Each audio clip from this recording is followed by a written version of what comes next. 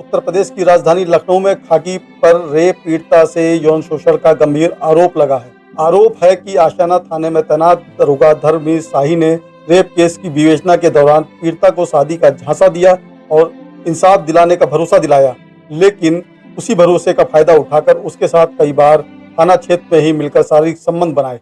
DCP मध्य से की शिकायत के बाद तुरंत कार्रवाई हुई। डीसीपी के निर्देश पर आरोपी दरोगा धर्मवीर शाही और उसके 2 अज्ञात साथियों के खिलाफ मुकदमा दर्ज कर लिया गया है।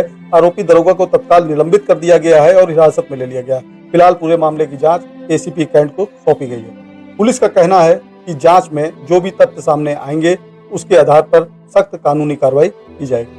अगर रक्षक ही भक्षक बन जाए तो न्याय की लड़ाई और कठिन हो जाती है। इस मामले में जांच जारी है और दोष सिद्ध होने पर कानून अपना काम करेगा। फर्स्ट एफआईआर जो थी वो बस्ती की थी, जहाँ पे 0 एफआईआर लिखी गई थी, क्योंकि जो आरोपी थे वो बस्ती के ही रहने वाले थे, तो मुझे लगा बस्ती लिखाई जाती है। तो वहाँ से ट्रांसफर यहाँ पे आशियाना आई।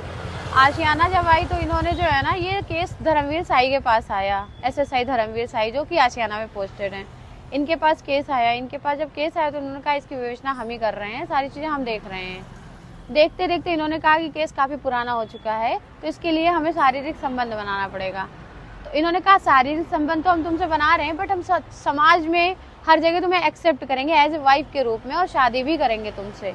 ये सारी चीज़ें समझाना देते हुए अभी तक रिलेशन ही चला रहे थे ये, और बातचीत भी फ़ोन के थ्रू होती रहती थी, मिलते भी थे, फ़ोन के थ्रू होती थी। ये पूरे दिन हमारे साथ रहते थे एटलीस्ट। बाकी यही सारी चीज़ें थी। और जो इन्होंने जो है ना, फिर उसके बाद अभी मुझे थोड़े समय पहले पता चला कि इनकी वाइफ भी हैं। ये चीज़ मुझे पता नहीं थी। जब मुझे ये पता चला इनकी वाइफ है तो हमने इनसे सवाल जवाब करना शुरू किया। जब सवाल जवाब करना शुरू किया तो उसके थ्रू इन्होंने गाली गलौज करना, मारपीट करना, मतलब ये सब करना शुरू कर दिया।